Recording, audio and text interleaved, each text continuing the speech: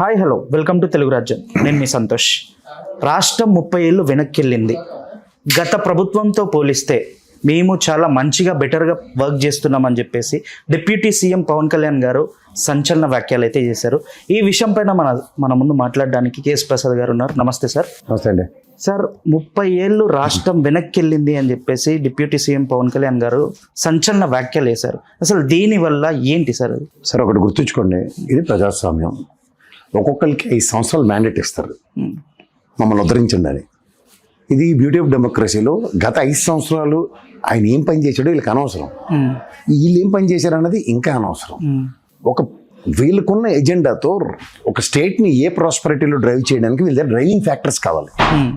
Driving factors లేవనుకోండి అంటే ఏం చేస్తారంటే గుడ్డెద్దు చీరలో పడినట్టు వెళ్ళిపోతూ వీళ్ళు ఇప్పుడు దగ్గర 22 నెలల దగ్గర పాలన, 21 నెలల ఎంతో పాలన, 21 months. ఈ 21 నెలల పాలన కేవలం జగన్మోహన్ రెడ్డిని ఆడిపోసుకోవడం తప్ప, రేపు జూన్కి 2 సంవత్సరాలు కంప్లీట్ అవుతుంది.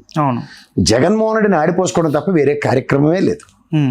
ఆడుదాం ఆంధ్ర అన్నారు, రంగులు అన్నారు, నాడు నేడు స్కూళ్ళు దోపిడీ అన్నారు. మీరు ఏ అంశమైనా తీసుకోండి, అలా జగన్మోహన్ రెడ్డి మీద పడి ఆడమే. ఇప్పుడు లేటెస్ట్గా లడ్డు ఒకటి మొదలెట్టారు, అదంతా భూమరంగా సస్తున్నారు కుర్తులో పడ్డ ఎలకలా కొట్టుకుని. సో దీంట్లోంచి నిన్న అసెంబ్లీ వేదికగా మండలి వేదికగా నోరిప్పితే అబద్ధాలు. ఎంప్లాయ్మెంట్ క్రియేషన్స్ గురించి ఎంఎస్ఎంఈలు ఇచ్చేసాం, ఒకళ్ళేమో 5,70,000 చిల్లర ఒకళ్ళు చెప్తారు, ఒకళ్ళు 6 లక్షల చిల్లర. ఎలాగో అబద్ధమే కదని ఏ ఫిగర్ పడితే ఆ ఫిగర్ ఎలా కావాలంటే అలాగా డ్రైవ్ చేసుకుని వెళ్ళిపోతున్నారు. 5 సంవత్సరాలు 20 లక్షల ఉద్యోగాలు కల్పించేస్తూ ఉంటున్నారు. ఇప్పుడు మనం ఎండ్ ఆఫ్ ద డే నిన్న కాగ్ రిపోర్ట్ ఇచ్చింది పోలవరం మీద అవకతవకలేంటో. ఈ ఇష్యూస్ ఎక్కడా చర్చనీయాంశాలు కాకుండా ఓ పక్క భయం పడి వస్తున్నారు. పవన్ కళ్యాణ్ అయితే గడగడగడగడలాడిపోతున్నాడు.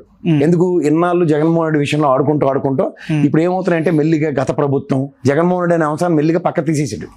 నేనేమన్నా జగన్మోహన్ రెడ్డి అన్నానా ఇలాంటి మాటలు అన్నీ మాట్లాడుతూ ఓవరాల్గా ఎక్కడ ఆ విషయం చర్చనీయాంశం కాకుండా చాలా జాగ్రత్తగా తప్పించుకుంటున్నాడు. అంటే బ్లేమ్ అంతా తెలుగుదేశం మీదకి వెళ్ళి.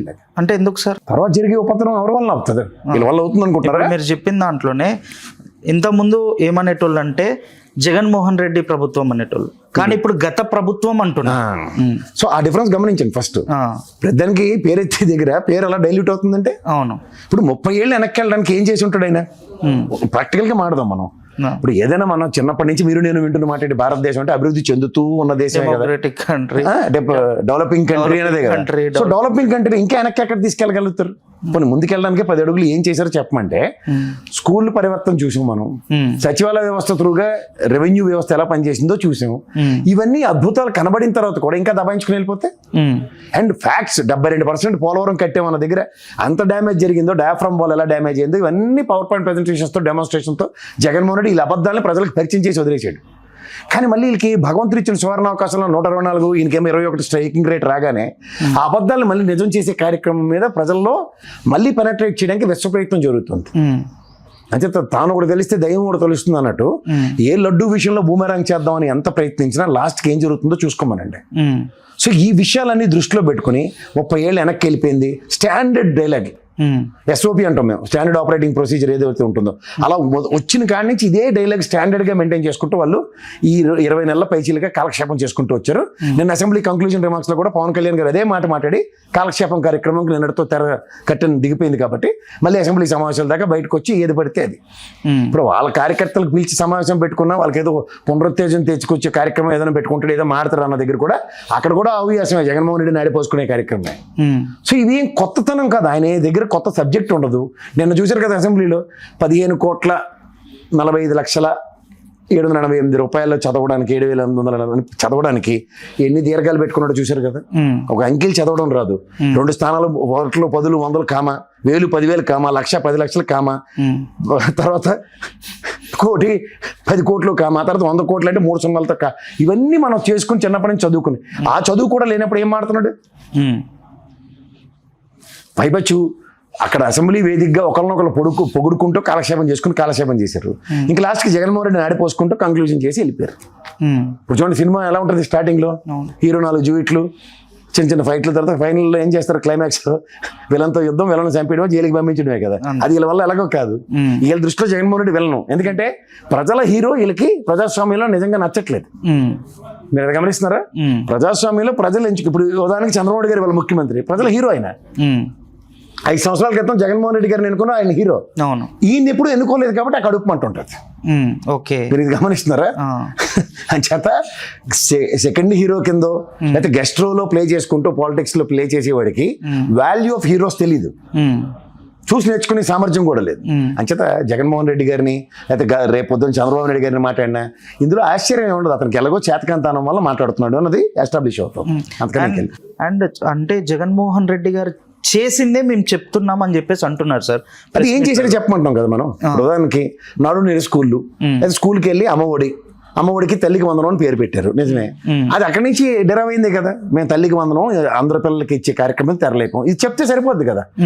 ఆ చిన్నపిల్లలందరినీ కూర్చోబెట్టి చంద్రబాబు నాయుడు గారు మా అబ్బాయికి ఆలోచన వచ్చింది, లోకేష్ మా మదిలోంచి వచ్చిన ఆవిష్కరణ ఈ తల్లికి వందనం, పేరు మార్ప. అలాంటివి మీరు ఏదైనా చెప్పండి ఒకటి. ఓకే. ఇప్పుడు 1000 కోట్లు తగలబెట్టేసాడు రంగులు వేయడానికి తీయడానికి అని గొల్లు పెట్టారు. ఇదే Pawan Kalyan floor of the house లో 199.50 లక్షలే ఖర్చు అయింది అని చదివాడు. మరి దానికి ఎవరు సమాధానం చెప్పాలి? లేనా ఆయన ప్రశ్నకి సమాధానం దొరికిన తర్వాత ఒప్పుకోవాలి కదా. 30,000 మంది ఆడపిల్లలు తప్పటి పెట్టని గొల్లెట్టాడు. ఏంద్రా బాబు అని చెప్పి నేషనల్ ఇది క్రైమ్ రికార్డు చూసుకుంటే ఎక్కడ ఏ ఆడపిల్ల తప్పడిపోలేదని స్టాటిస్టిక్స్ లో మన ఆంధ్రప్రదేశ్ ఎక్కడ ఉందో చూపించారు. ఈ లా అండ్ ఆర్డర్ విషయంలో పోలీస్ వ్యవస్థకి గతంలో సోచ్ అవార్డులు గట్రా వచ్చినాయి. ఇప్పుడు తీసుకొచ్చి ఎక్కడ ఉంది మంది? అధపాతాళంలో ఉంది. ఇవన్నీ క్రిస్టల్ క్లియర్ గా కనబడుతుంటే ఇంకా ఎన్ని అబద్ధాలు చెప్పుకుని ప్రజల్లో బొంబాటు చేసుకుని ముందుకెళ్తారో ఒకసారి చెప్పానండి. అదే 5 సంవత్సరాలు మేము ఉండేది ఉంటే ఈ రోజు ఆంధ్ర వేరే రూపంలో ఉండేది. ఏముండేది? అక్కడ అమరావతి రైతులకి ఈ రోజుకి పోనీ మళ్ళీ వచ్చారు కదా మీరు, వాళ్ళకి ల్యాండ్లు ఇచ్చారు వెనక్కి. అమరావతి శాశ్వత రాజధాని గజెట్ తీసుకురాగలిగారు ఇప్పటికీ. ఎందుకంటే అబద్ధాలు చెప్పి ఎన్నాళ్ళు కాలక్షేపం చేస్తారు. అక్కడ పార్లమెంట్ సమావేశాలు కూడా అయిపోయి ఏది చెప్పినా ఈ బిల్లే పెట్టలేదు ఇప్పటికీ. పెట్టిన బిల్లు మొహాన్ని వేసుకుంటారు మొన్న తప్పులు తడకని. మరి ఇంత అపార అనుభవం ఉన్నప్పుడు బిల్లు పెట్టడానికి కూడా రాకపోతే ఏం చేయాలా?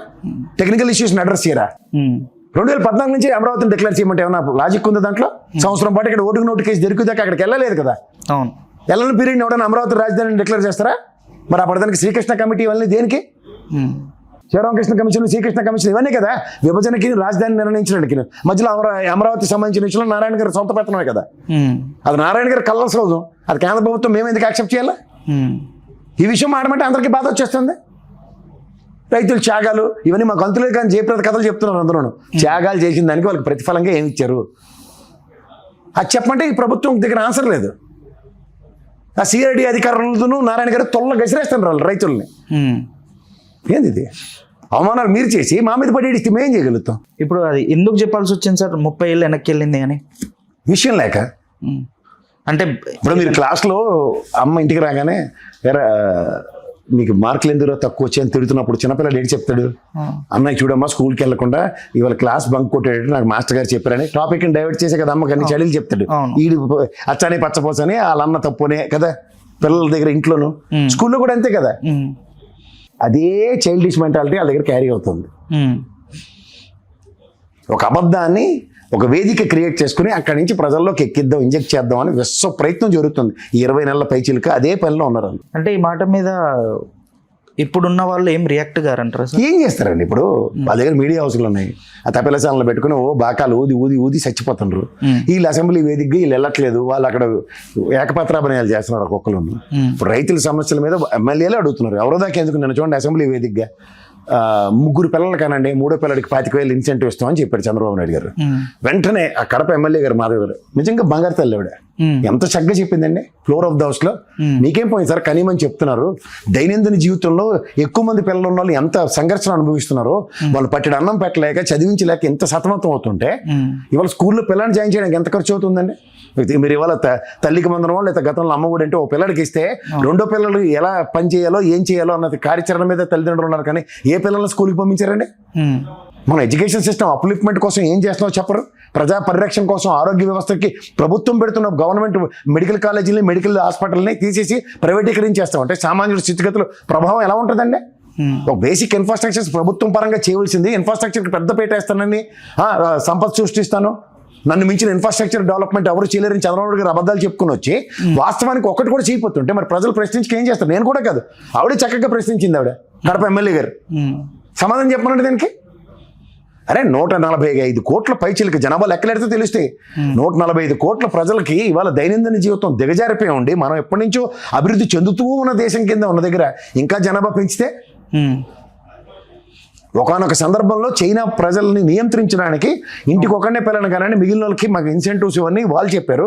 తర్వాత over period of time second generations కోసం ఇప్పుడు పిల్లలు కనమంటున్నారు, పెద్దవాళ్ళు అయిపోయారు అందరూ అని. ఇక్కడ ఆ ప్రాబ్లం లేదు కదా. అవును. యువత మోర్ దాన్ 45% పైచీలకు యువత ఉంది ఇక్కడ. ఎంప్లాయ్మెంట్ క్రియేట్ చేయడానికి ప్రభుత్వాల దగ్గర ఆల్టర్నేటివ్స్ లేవు. ఏం మారుతున్నారు మీరు? కంపెనీస్ ని వాటిని ఎక్కడ తీసుకొస్తున్నాడు? అన్ని అబద్ధాలే. ఇప్పుడు మీకు ఒకటే చెప్తాను సార్, మీకు ఉద్యోగ కల్పన జరిగిందంటే పిఎఫ్ అకౌంట్లు వస్తాయి రావా?